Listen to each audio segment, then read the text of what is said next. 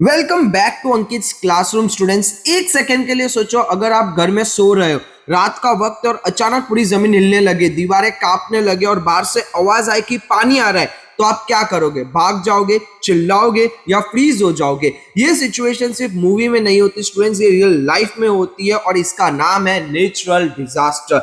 आज हम पढ़ने वाले हैं चैप्टर 20 नेचुरल डिजास्टर और इस चैप्टर का सबटाइटल देखो, let's learn how to stay safe. मतलब ये चैप्टर सिर्फ पढ़ने के लिए नहीं है, ये चैप्टर आपकी जिंदगी बचाने के लिए।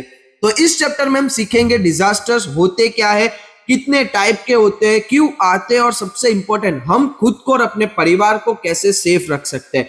तो स्टूडेंट्स तैयार हो जाओ, ये चैप्टर बहुत ही इंटरेस्टिंग होने वाला है।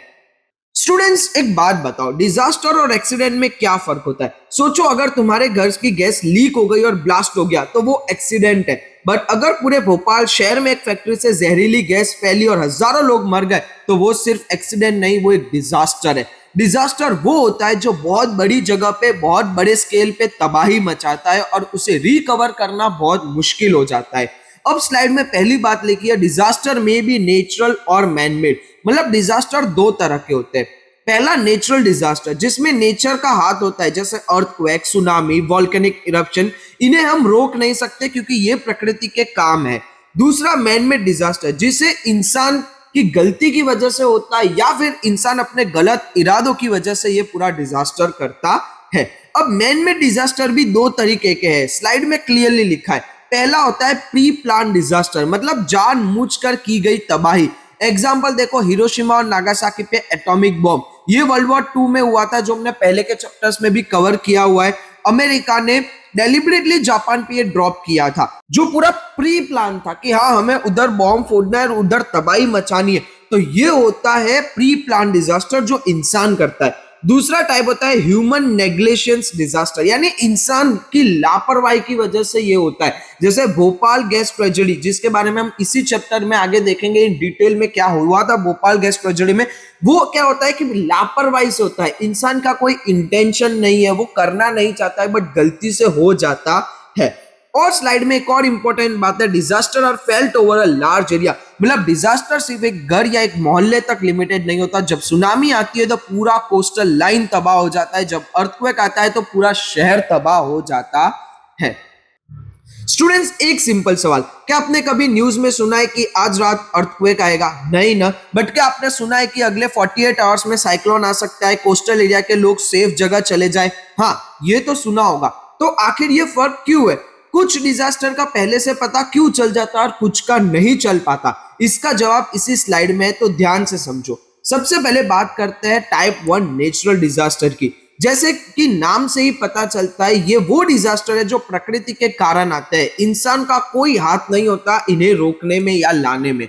नेचुरल डिजास्टर की लिस्ट देखो, flood, cyclone, tsunami, drought, earthquake, volcano and forest fire, ये सब सबसे कॉमन नेचुरल डिजास्टर है। अब इस स्लाइड का सबसे इंपॉर्टेंट और इंटरेस्टिंग पॉइंट ये है, कुछ नेचुरल डिजास्टर का फोरकास्ट हो सकता है और कुछ का नहीं। फोरकास्ट पॉसिबल है फ्लड का, साइक्लोन का और ड्रॉट के लिए। सोचो कैसे, जब ज्यादा बारिश होती है तो रिवर में पानी बढ़ता है और साइंटिस्ट पहले से प्रिडिक्ट कर सकते हैं कि फ्लड आ सकती है।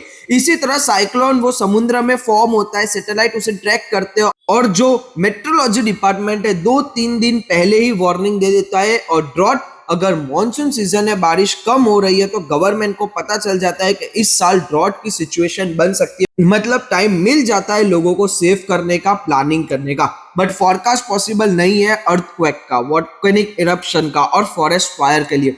अर्थक्वेक के बारे में सोचो, जमीन के अंदर का कोई नहीं जानता, साइंटिस्ट बहुत कोशिश करते हैं, मशीन लगाते हैं, बट आज भी दुनिया में कोई नहीं बता सकता कि कल सुबह 8 बजे अर्थक्वेक आएगा। ये सडनली आता है बिना बताए। 2001 में गुजरात के भूज अर्थक्वेक याद करो, सुबह का वक्त लोग अपने काम में थे, अचानक सब कुछ ढक गया, कोई वार्निंग नहीं थी। इसी तरह वोल्केनिक इरप्शन भी, वोल्केनो के अंदर की एक्टिविटी साइंटिस्ट थोड़ी बहुत डिटेक्ट कर सकते हैं बट एग्जैक्ट टाइम नहीं बता सकते। और फॉरेस्ट फायर, जंगल में एक चिंगारी से आग लग जाती है, कभी बिजली गिरने से, कभी लापरवाही से, और एक बार लगी तो पूरा जंगल जल सकता है बिना किसी वार्निंग के।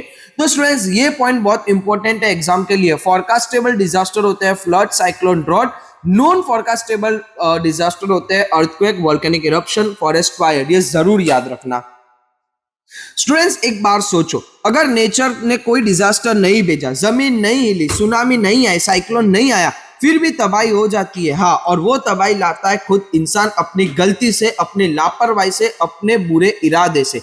ये है टाइप 2 मैन मेड डिजास्टर, यानी इंसान के कारण आने वाले डिजास्टर। लिस्ट देखो इस स्लाइड में। Fire, industrial accident, bomb explosion, riots, viral disease और ट्रैफिक प्रॉब्लम। पहले बात करते हैं फायर की। ये एक important common man made disaster है। मुंबई की चॉल्स में, दिल्ली की मार्केट्स में कभी कभी एक शॉर्ट सर्किट या गैस सिलेंडर ब्लास्ट से पूरी बिल्डिंग जल जाती है। अगर फायर सेफ्टी नहीं है, no fire extension, no exit plan, तो एक छोटी सी गलती बड़ी तबाही बन जाती है। फिर आता है इंडस्ट्रियल एक्सीडेंट। जब फैक्ट्रीज में केमिकल, मशीन या गैसेस सही से हैंडल नहीं की जाते, भोपाल गैस ट्रेजेडी इसका सबसे बड़ा एग्जांपल है इंडिया में। बॉम्ब एक्सप्लोजन्स ये डेलिबरेटली किए जाते हैं। टेरर अटैक्स, ब्लास्ट, ये भी एक तरह का मैन मेड डिजास्टर है जो बहुत बड़े एरिया को अफेक्ट करता है। रियोट्स यानी दंगे, जब बड़ी तादाद में लोग एक दूसरे पर हिंसक हो जाए, प्रॉपर्टी जलती है, लोग मरते हैं, ये भी डिजास्टर बन जाता है। इंडिया में हिस्टोरिकली कई कॉम्युनल रियोट्स हुए जिन्होंने पूरे शहर को हिला दिया। अब एक बहुत relatable example, viral disease. Students, कोविड-19 याद है ना, 2020 में पूरी दुनिया बंद हो गई थी, स्कूल्स, ऑफिस, सब कुछ, लाखों लोग मरे। ये एक मैन मेड डिजास्टर था, क्योंकि अगर सही प्रिकॉशन, सही हाइजीन, सही सिस्टम होते तो स्प्रेड नहीं होता इतना। वायरल डिजीज जब वो एक जगह से दूसरी जगह तेजी से फैलती है, डिजास्टर का रूप ले लेती है। और लास्ट, ट्रैफिक प्रॉब्लम। अब ये सुन के शायद आप सोचे सिर्फ ट्रैफिक कोई डिजास्टर कैसे है। स्टूडेंट सोचो, अगर एक मेजर हाईवे पर एक बड़ा एक्सीडेंट हो जाए और घंटों तक ट्रैफिक जाम हो जाता है, तो इमरजेंसी व्हीकल नहीं पहुंच सकती, एम्बुलेंस स्टक हो जाती है, लोग मर सकते हैं सिर्फ इसलिए कि हेल्प टाइम पर नहीं पहुंची। बड़े स्केल पर ट्रैफिक मिसमैनेजमेंट एक सीरियस प्रॉब्लम बन जाता है। स्टूडेंट्स सोचो, मॉनसून का सीजन है, बारिश हो रही है, सब खुश है, स्कूल से छुट्टी मिल गई, घर में पकोड़े बन रहे हैं, बट बाहर नदी का पानी धीरे धीरे बढ़ने लगा। फिर थोड़ा और, फिर और एक दिन सुबह उठ के देखा तो पूरी सड़क पानी में डूब गई, घर का ग्राउंड फ्लोर भर गया और बाहर निकलना इम्पॉसिबल हो गया। ये सिचुएशन कितने लोगों ने अपनी लाइफ में देखी है। ये होता है, इसे कहते हैं फ्लड। तो पहले डेफिनेशन समझो क्लियरली। फ्लड मतलब ये नहीं कि सिर्फ पानी आए और चला गया। फ्लड का मतलब है एक बहुत बड़ा लैंड एरिया कई दिनों तक पानी के नीचे डूबा रहता है, कई दिन, कुछ घंटे नहीं बट कुछ दिन, तब उसे हम फ्लड कहते हैं। अब ये फ्लड आता कैसे है? दो मेन रीजंस है। पहला, लगातार बढ़ती बारिश, जब दिन रात पानी गिरता रहे तो जमीन एब्जॉर्ब नहीं कर पाती। दूसरा, नदी अपने किनारों से बाहर आ जाती है, यानी रिवर ओवरफ्लोज हो जाती है, नदी के अंदर इतना पानी आ जाता है कि वो अपनी सीमा तोड़ देती है और आसपास की जमीन डूब जाती है। अब एक इंपॉर्टेंट पॉइंट है इस स्लाइड में जो एग्जाम में जरूर आता है, फ्लड्स डेंजरियस कब बन जाते हैं? पहला reason, construction ignore human activities. मतलब जब लोग घर, बिल्डिंग और रोड बनाते वक्त ये नहीं सोचा जाता कि एरिया में पानी कहाँ जाएगा। रिवर्स के पास नीची जमीन पर बड़े बड़े मॉल्स और बिल्डिंग्स बना देते हैं, तो जब फ्लड आता है पानी निकले कहां से? दूसरा, drainage pattern is disturbed. Drainage system मतलब वो पाइप्स और नाले जो पानी को शहर से बाहर ले जाते हैं। अगर ये नाले छोटे हो गए, कचरा भर गया या गलत डिजाइन किए गए तो थोड़ी सी भी बारिश में रोड पे पानी भर जाता है। मुंबई में हर साल यही होता है।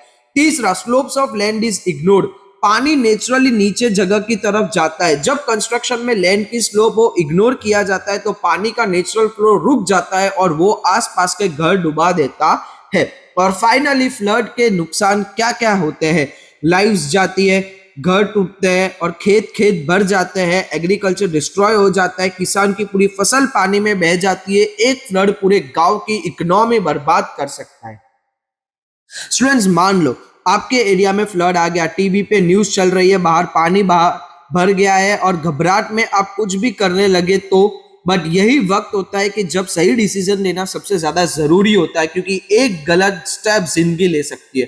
तो चलते हैं फ्लड में क्या करना चाहिए, व्हाट टू डू। सबसे पहली चीज, अपना जरूरी सामान कलेक्ट करो और सेफ जगह चले जाओ। इंपॉर्टेंट डॉक्यूमेंट्स, आधार कार्ड, सर्टिफिकेट्स, थोड़ा कैश, ये सब एक वाटरप्रूफ बैग में डालो और अगर इवैक्यूएशन ऑर्डर आया तो बिना देर किए निकल जाओ। सेकंड, एक प्लास्टिक बॉक्स में क्या क्या रखना चाहिए? ड्राई ब्रेकफास्ट जैसे बिस्किट्स, कैंडल, लेट्रिन और मैच बॉक्स। क्यों? क्योंकि फ्लड में इलेक्ट्रिसिटी जाती है, अंधेरा हो जाता है, लाइट चाहिए होगी और खाना बनाना पॉसिबल नहीं होगा तो ड्राई फूड ही काम आएगा।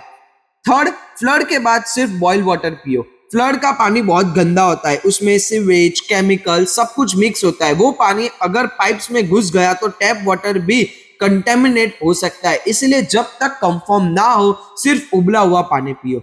फोर्थ, रेडियो या मोबाइल हमेशा साथ रखना। गवर्नमेंट की वार्निंग, रेस्क्यू टीम की इंफॉर्मेशन, ये सब रेडियो या फोन पे मिलती है। बिना इंफॉर्मेशन के आप अंधेरे में हो। फिफ्थ, ये बहुत इंटरेस्टिंग है, बेम्बू स्टिक साथ रखना। क्यों? फ्लड में सांप, जब पानी बढ़ता है जमीन के जीव, सांप, कीड़े घर के अंदर या ऊंची जगह आ जाते हैं। बेम्बू स्टिक से आप उन्हें दूर रख सकते हैं। ये प्रैक्टिकल टिप है, इग्नोर मत करना। और लास्ट, बच्चों को भूखा मत रखना। पैनिक में पेरेंट्स खाना भूल जाते हैं, पर बच्चों का ख्याल रखना जरूरी है। अब क्या नहीं करना चाहिए, what not to do. Flood के पानी में बना खाना मत खाओ। फ्लड वाटर में जो चीजें मिक्स होती है वो खाने को पॉइजन बना देती है, सीरियस डिजीज हो सकती है। बिना सही इंफॉर्मेशन के घर से मत निकलो। कई लोग ये गलती करते हैं, सोचते हैं कि पानी से होकर निकल जाएंगे और वो बह जाते हैं। पहले कंफर्म करो कि कौन सा रूट सेफ है, रेस्क्यू टीम कब आ रहा है, फिर ही आप अपने घर से निकलो। स्टूडेंट्स, अब एक पिक्चर इमेजिन करो। समुद्र के ऊपर हवा बहुत तेजी से घूमने लगती है, एक बड़ा घूमता चक्कर बनता है आसमान में, जैसे वॉशिंग मशीन में कपड़े घूमते हैं वैसे। और ये चक्कर जमीन की तरफ बढ़ता है, तेज हवा बढ़ती है, बारिश, तूफान सब एक साथ। ये होता क्या है? इसे कहते हैं साइक्लोन। डेफिनेशन देखो स्लाइड में। साइक्लोन एक पावरफुल तूफान होता है जो एटमॉस्फेरिक प्रेशर के अनइक्वल डिस्ट्रीब्यूशन से बनता है। सिंपल भाषा में, एटमॉस्फेयर में कुछ जगह प्रेशर ज्यादा होता है, कुछ जगह कम। जब ये डिफरेंस बहुत ज्यादा होता है तो हवा बहुत तेजी से एक सेंटर की तरफ घूमती हुई आती है और वो घूमता ही साइक्लोन का फॉर्म बना लेता है। अब एक इंटरेस्टिंग बात, सेम चीज डिफरेंट नेम्स अलग अलग कंट्रीज में। इंडिया में इसे साइक्लोन कहते हैं, जैसे साइक्लोन एम्फेन, साइक्लोन बिपरजॉय। यूएसए में इसे ह्यूरिकेन कहते हैं, जैसे ह्यूरिकेन जो 2005 में न्यूयॉर्क कोलैंड्स को तबाह कर दिया था। चाइना और जापान के पास जो आता है उसे टाइफून कहते हैं। नाम अलग है बट चीज एक ही है, एक बहुत पावरफुल घूमता हुआ तूफान। इंडिया में साइक्लोन सबसे ज्यादा कहाँ आता है? ईस्टर्न कोस्ट ऑफ इंडिया, यानी उड़ीसा, आंध्र प्रदेश, तमिलनाडु के कोस्टल एरियाज में, और गुजरात में कच्छ और सौराष्ट्र रीजन में। यहाँ भी साइक्लोन्स का बहुत बड़ा खतरा रहता है। साइक्लोन में क्या होता है? तेज हवा से घर के छत उड़ जाते हैं, भारी बारिश से फ्लडिंग आ जाती है और समुद्र का पानी अंदर तक आ जाता है। इसे स्टॉर्म सर्ज कहते हैं। ये सबसे डेंजरस होता है साइक्लोन में। गुड न्यूज ये है स्टूडेंट्स, याद है हमने पिछले स्लाइड्स में पढ़ा था, साइक्लोन एक फोरकास्टेबल डिजास्टर है। सैटेलाइट से साइंटिस्ट इसे ट्रैक कर लेते हैं और 2-3 दिन पहले वार्निंग दे देते हैं। इसी वजह से लोगों को टाइम मिलता है सेफ जगह जाने के लिए। स्टूडेंट्स, 2019 में साइक्लोन फेनी ओडिशा से टकराया था। साइंटिस्ट ने पहले ही वार्निंग दे दी थी। गवर्नमेंट ने लगभग 12 लाख लोगों को सेफ जगह पहुंचाया और इस वजह से डेथ बहुत कम हुई। लेकिन अगर लोगों ने वार्निंग इग्नोर की होती, घर से नहीं निकले होते, गलत जगह शेल्टर लिया होता, तो तबाही बहुत बड़ी होती। तो ये स्लाइड लिटरली जिंदगी बचाने वाली है। साइक्लोन में क्या करना चाहिए, व्हाट टू डू? सबसे पहले टीवी और रेडियो से न्यूज ट्रैक करो। वेदर डिपार्टमेंट की ऑफिशियल अपडेट सुनना बंद मत करो, वो बताएंगे कि साइक्लोन कब आएगा, कितना स्ट्रॉन्ग है, कौन सा एरिया अफेक्ट होगा। सेकंड, मोबाइल फुल्ली चार्ज रखो, पावर बैंक रेडी रखो। साइक्लोन में इलेक्ट्रिसिटी जाती है, समटाइम 2-3 दिन तक के लिए जाती है। अगर फोन डेड हो गया तो आप रेस्क्यू टीम से कनेक्ट नहीं कर पाओगे, फैमिली से बात नहीं कर पाओगे। Third, extra food, dry breakfast और पीने का पानी स्टोर करो। 2-3 दिन का सप्लाई घर में होना चाहिए, क्योंकि साइक्लोन के बाद बाहर निकलना पॉसिबल नहीं होता। रोड्स ब्लॉक हो जाते हैं, दुकानें बंद हो जाती है। फोर्थ, बच्चों और बुजुर्गों की दवाइयां रेडी रखो। हॉस्पिटल्स तक पहुंचना मुश्किल हो सकता है, तो जो रेगुलर मेडिसिन है वो पहले से अरेंज कर लो। पांचवा, अगर गवर्नमेंट ने एनजीओ शेल्टर देता है, उनकी बात मानो, वहां चले जाओ। ये लोग एक्सपर्ट है, उन्हें पता है कौन सी बिल्डिंग सेफ है। ईगो मत रखना कि मेरा घर स्ट्रांग है, साइक्लोन बहुत पावरफुल होता है। सिक्स्थ है, और ये यूनिक पॉइंट है, घर के जानवरों को खोल दो, उन्हें फ्री करो। हाँ स्टूडेंट्स, गाय, बकरी, कुत्ते, इन्हें बांधो मत। ये खुद अपनी सेफ्टी ढूंढ लेते हैं, पिंजरे में बंद हुए तो मर जाएंगे। अब क्या नहीं करना चाहिए, what not to do? Rumours और गॉसिप पे ध्यान मत दो। साइक्लोन के टाइम बहुत सारी फेक न्यूज फैलती है, यहाँ आएगा, वहां आएगा, इतना स्ट्रांग होगा। सिर्फ ऑफिशियल वेदर डिपार्टमेंट की इंफॉर्मेशन पे ट्रस्ट करो। अब ये पॉइंट बहुत इंपॉर्टेंट है, अगर अचानक तूफान रुक जाए और एटमॉस्फेयर शांत हो जाए तो बाहर मत निकलो। ये बहुत कॉमन गलती है। साइक्लोन के बीच में एक पीरियड आता है जब सब कुछ काम हो जाता है। इसे आई ऑफ द साइक्लोन कहते हैं। ये तूफान का सेंटर होता है, शांत दिखता है बट दोनों तरफ से तूफान घूम रहा होता है। थोड़ी देर में वहां दोबारा ज्यादा तेजी से स्ट्राइक करता है। जो लोग इस शांति में बाहर निकलते हैं वो साइक्लोन पे दूसरे फेज में फंस जाते हैं। इलेक्ट्रिक पोल और लूज वायर को कभी मत छुओ। साइक्लोन में वायर्स टूट के गिरते हैं, उन्हें छूने से इंस्टेंट डेथ हो सकती है। बड़े पेड़ या होर्डिंग्स के पास शेल्टर मत लो। बड़े पेड़ साइक्लोन में उखड़ जाते हैं, उनके नीचे खड़े हो तो पेड़ ऊपर से गिर सकता है। होर्डिंग्स, वो बड़े एडवर्टाइजमेंट बोर्ड्स, वो तेज हवा में मिसाइल की तरह उड़ के आ सकते हैं। तो ये सारी चीजों को आपको ध्यान देना होगा। अब स्टूडेंट्स आगे बढ़ते हैं। एक बार और इमेजिन करो, आप अपने घर में बैठे हैं, सब नॉर्मल है, टीवी चल रहा है, मम्मा किचन में है और अचानक बिना किसी वार्निंग के पूरा घर हिलने लगे, दीवारें कांपने लगे, चीजों की आवाजें आ रही है और समझ नहीं आ रहा कि क्या हो रहा है। ये होता है अर्थक्वेक और सबसे बड़ा डर इसका ये है कि ये कब आएगा कोई नहीं जानता। तो समझते हैं अर्थक्वेक क्या होता है। सिंपल डेफिनेशन, जमीन की ऊपर वाली सरफेस का कांपना या हिलना अर्थक्वेक कहलाता है। बट ये हिलती क्यों है, इसके लिए समझना पड़ेगा कि हमारी धरती के अंदर क्या होता है। स्टूडेंट्स, हमारी अर्थ का एक सॉलिड बॉल नहीं है, इसके अंदर बहुत सारी टेक्टोनिक प्लेट्स है, बड़े बड़े पत्थर है जो टुकड़े धीरे धीरे मूव करते रहते हैं। जब ये प्लेट्स एक दूसरे से टकराती है या एक दूसरे के नीचे स्लिप करती है तो एक बहुत बड़ी एनर्जी रिलीज होती है और वो एनर्जी वेव्स के रूप में ऊपर आती है और जमीन हिलती है, जिसे हम अर्थक्वेक कहते हैं और साइंस भी इसे अर्थक्वेक कहता है। अब एक important point, weaker relief areas में अर्थक्वेक ज्यादा होता है। मतलब जहां जमीन की स्ट्रक्चर वीक है, जहां प्लेट्स के बीच में फॉल्ट लाइन है, वो एरिया ज्यादा अर्थक्वेक प्रोन होते हैं। इंडिया में Gujarat, Himalayan region, north east India, ये सब हाई रिस्क जोन है। 2001 में भुज गुजरात में जो अर्थक्वेक आया था वो 7.7 मैग्नीट्यूड का था। पूरे शहर तबाह हो गए थे, तकरीबन 20,000 लोग मर चुके थे। अब सबसे क्रिटिकल बात, अर्थक्वेक का एग्जैक्ट फोरकास्ट पॉसिबल नहीं है। साइंटिस्ट को पता है कि कौन सा एरिया प्रोन है, बट वो ये नहीं बता सकते कि कल सुबह 9 बजे अर्थक्वेक आएगा। यही वजह है कि इस डिजास्टर में सबसे ज्यादा नुकसान होता है, क्योंकि कोई तैयारी का वक्त नहीं मिलता। लोग सो रहे होते हैं, स्कूल में होते हैं, काम कर रहे होते हैं और अचानक सब कुछ बदल जाता है। इसलिए अर्थक्वेक के लिए पहले से तैयार रहना और सही वक्त पर सही करना, ये बहुत ज्यादा इंपॉर्टेंट है। स्टूडेंट्स, ये स्लाइड सीधा आपकी जिंदगी से कनेक्टेड है, क्योंकि अर्थक्वेक कभी भी आ सकता है और उस वक्त आपके पास सोचने का टाइम नहीं होगा। जो प्रैक्टिस्ड होगा वही होगा। तो ये पॉइंट सिर्फ पढ़ना नहीं, दिमाग में बिठा लेना है। अर्थक्वेक में क्या करना चाहिए, व्हाट टू डू। सबसे पहले और सबसे इंपॉर्टेंट, टेबल के या बेंच के नीचे चले जाओ। ये drop cover hold on technique है। पहले नीचे गिरो, फिर किसी सॉलिड टेबल के नीचे कवर लो और उसे पकड़ के रखो। अगर टेबल नहीं है तो हाथ से सर ढको और किसी कॉर्नर में बैठ जाओ। टेबल तुम्हारे ऊपर गिरने वाली चीजों से प्रोटेक्ट करेगी। अगर स्कूल में हो, बेंच के नीचे बैठना है। स्कूल में पैनिक मत करना, टीचर की बात सुनना, वो गाइड करेंगे। अगर खुले में हो, बिल्डिंग से दूर, बालकनी से दूर, इलेक्ट्रिक पोल से दूर, खुले में रहना सेफ होता है।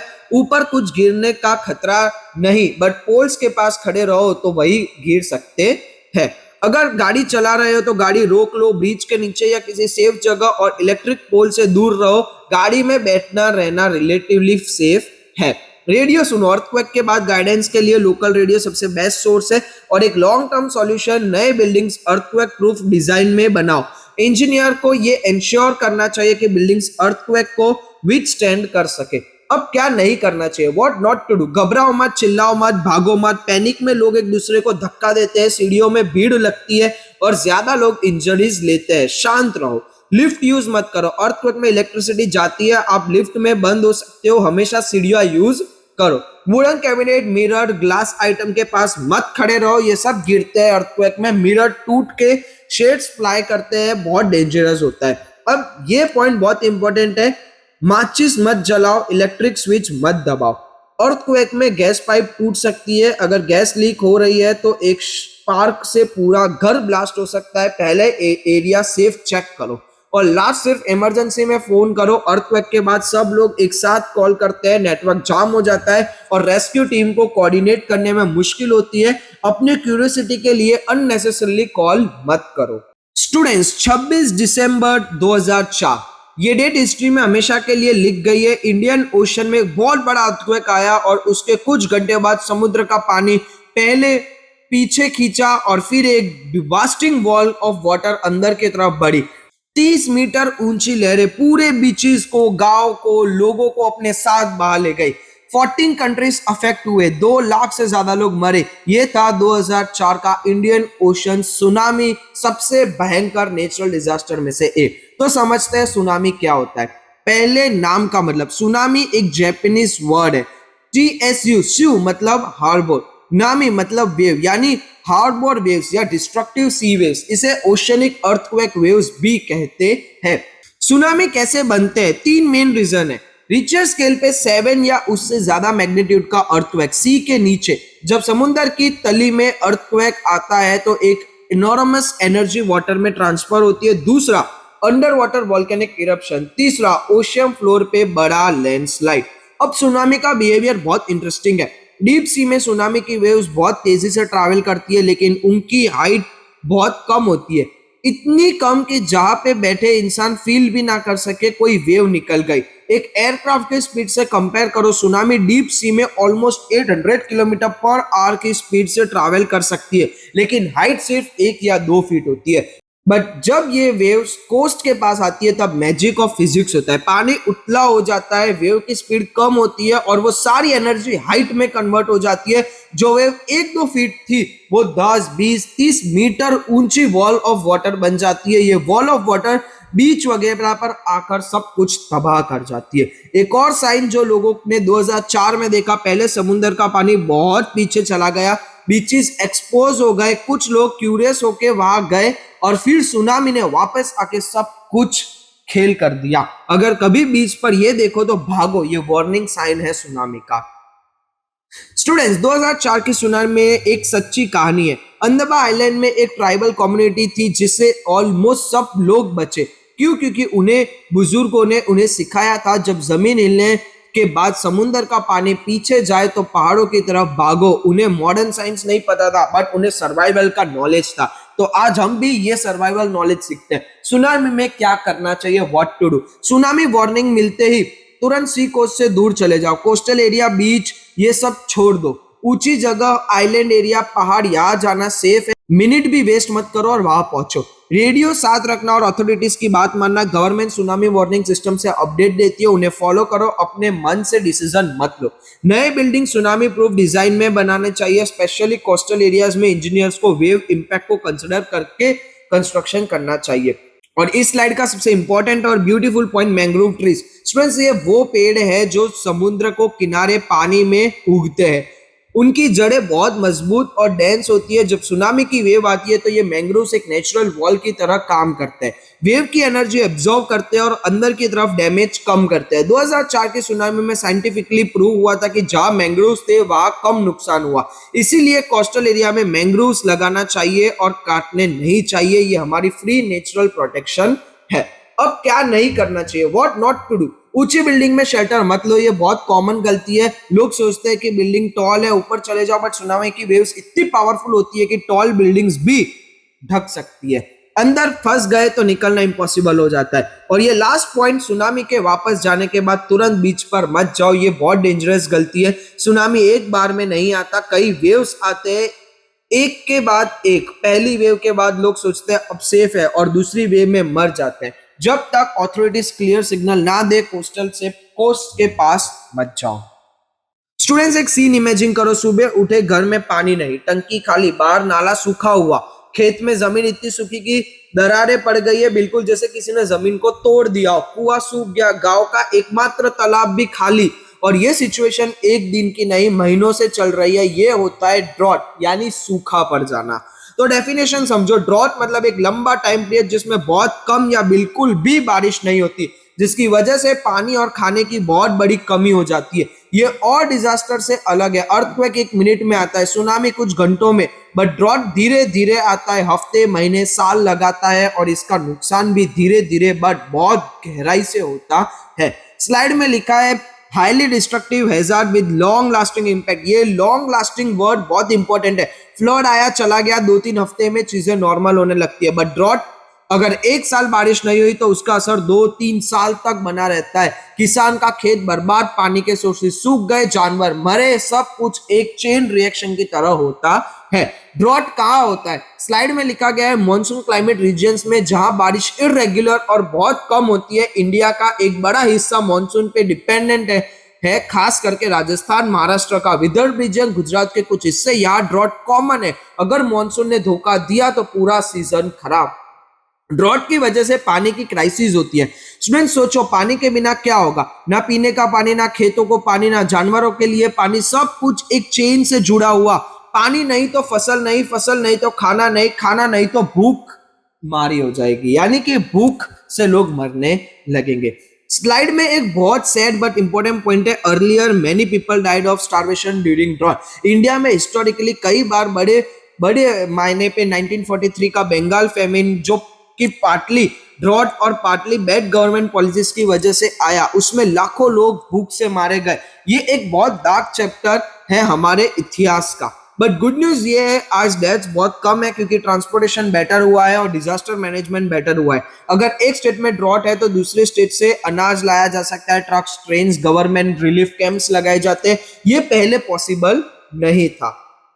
स्टूडेंट्स, ड्रॉट के अगेंस्ट लड़ना सिर्फ एक इंसान का काम नहीं, ये पूरे समाज, गवर्नमेंट का और हर एक सिटीजन का काम है। जब ड्रॉट आता है तो हम सब की जिम्मेदारी होती है कि हम रिसोर्सेस वेस्ट ना करें और दूसरों के बारे में भी सोचें।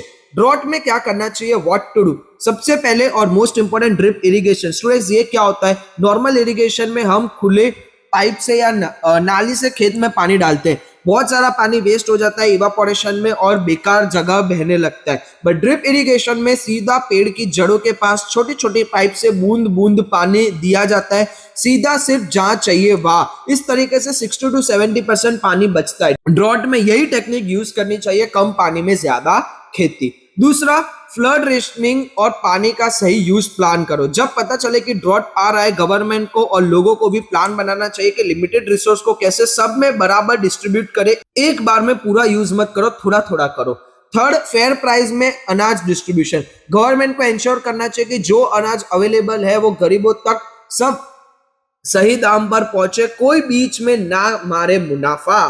फोर्थ होता है, नॉन एसेंशियल कंस्ट्रक्शन एक्टिविटीज बंद करो। ड्रॉट में कंस्ट्रक्शन में पानी बहुत लगता है, सीमेंट मिक्स करना, प्लास्टरिंग, ये सब पानी कंज्यूम करता है। जो कंस्ट्रक्शन जरूरी नहीं है वो रोक दो, पानी बचाओ। अब क्या नहीं करना चाहिए, व्हाट नॉट टू डू? बड़े बड़े डिनर पार्टीज और फंक्शंस मत करो। ड्रॉट के टाइम शादी में, पार्टीज में खाना वेस्ट करना ये सोशल क्राइम है। जब गांव में लोग एक वक्त का खाना नहीं खा पा रहे, तब शहर में बुफेट लग रहे हैं खाने पीने का। ये कितना बड़ा कॉन्ट्रास्ट है, सोचो। कोई भी चीजें, अनाज या चारा, होर्ड मत करो। होर्ड मतलब ज्यादा से ज्यादा चीजों अपने घर में स्टोर मत कर लेना जिससे मार्केट में शॉर्टेज हो जाए। कुछ लोग ड्रॉट में यही करते हैं, गेहूं चावल स्टोर कर लेते हैं और बाद में महंगा बेचते हैं। ये एक्सट्रीमली सेल्फिश और गलत है। इससे आर्टिफिशियल शॉर्टेज बनती है और गरीब लोग और तकलीफ में पड़ जाते हैं।